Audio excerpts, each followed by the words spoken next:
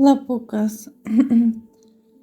Tai tie žodžiai plaukė iš mano širdies ir padiktavo šventoji dvasia, nes aš irgi einu kovodama su demonišku pasauliu, irgi stengiuosi išlaisvinti save, savo šeimą ir visą giminę.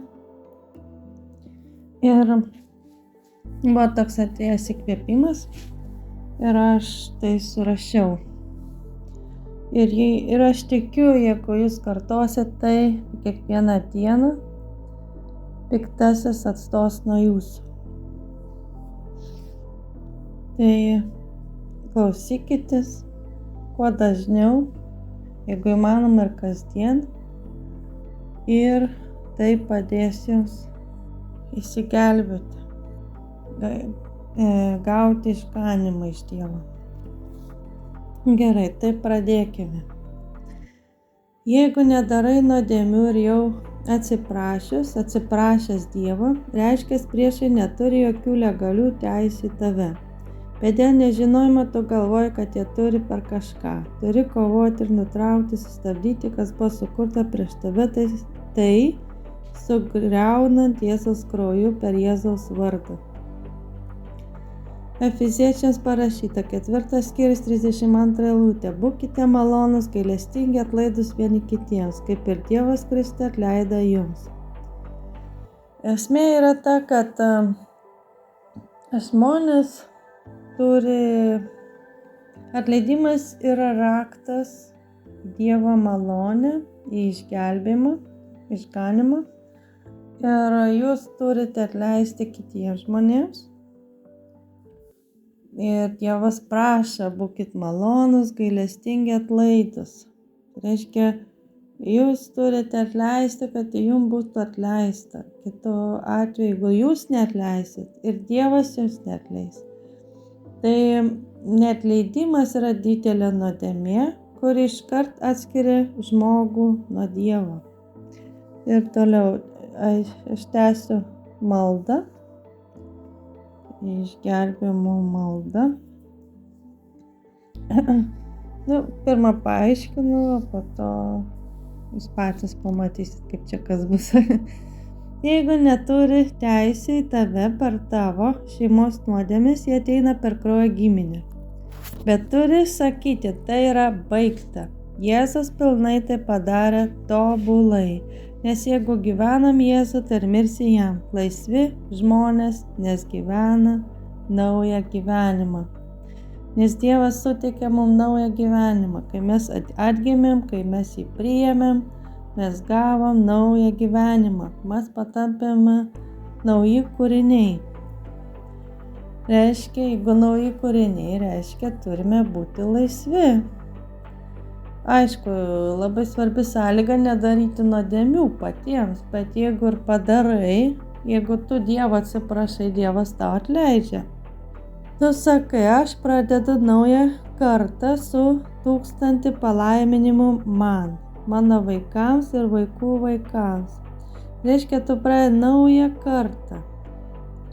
Ir visas tas blogis, kuris tau yra paišomas iš kitų kartų, tai yra jau nebegaliojantis. Tu prašai Dievą suteikti naują kartą su 1000 palaiminimų. Nes kai yra prakeikimas, jis eina iki 5 kartų, 5 kartas veikia, o palaiminimas pernešamas per 1000 kartų. Kas sena praėjo, dabar viskas bus nauja. Aš statau viską ant Jėzaus Kristaus, nes jis yra mano viešpats ir gelbėtas. Aš turiu tik vieną Dievą. Aš atsižadu netikrų dievų, netikrų pranašų ir tai, kas buvo sukurta prieš mane Jėzaus vardu. Aš sulaužau bloguosius sandorius su stipriaisiais vyrais. Aš išsiskiriu su jais, nutraukiu visus ryšius, saitus, kraujo ryšius Jėzaus vardu ir jie nebeturi jokios teisės į mane nuo dabar. Aš nebūsiu kankinama, dvasiškai terrorizuojama, aš nebijosiu, nes tu esi su manimi visur ir visada. Surišu visas piktasias dvasias ir tuos, kurie siuntė jas man. mano šeimai ir siunčiu juos visus į pragaro ugnį, Dievo teismui, ir kas buvo padaryta, pastatyta, bus sutrypta, nuplauta, nuskandinta Jėzaus Kristaus vardu. Kai prasideda ataka su astroprojektoriais,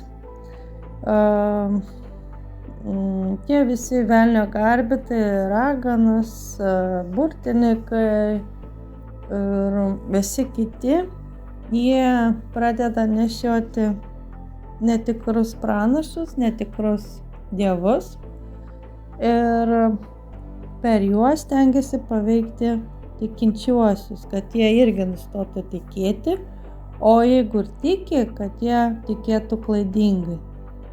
Viską sakykite garsiai, deklaruokite savo vardu už savo šeimą, minėkite šeimos narių vardus, savo vaikų vardus. Geriausia yra praktika, kai tu viską sakai už save, už savo šeimą, tu meldiesi už savo vaikus, nes kada tu apsaugai visą savo šeimą, tu prašai per maldą ir Dievas tave išgirsta.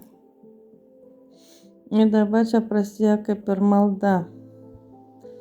Aš surišu teritoriją, aš galiu pasakyti, kad aš surišu už save, savo šeimą, savo vaikus, gali įtraukti ir kraujo liniją. Aš surišu teritorinės dvasias, šeimos klastingas dvasias ir sataninius agentus Jėzaus vardu.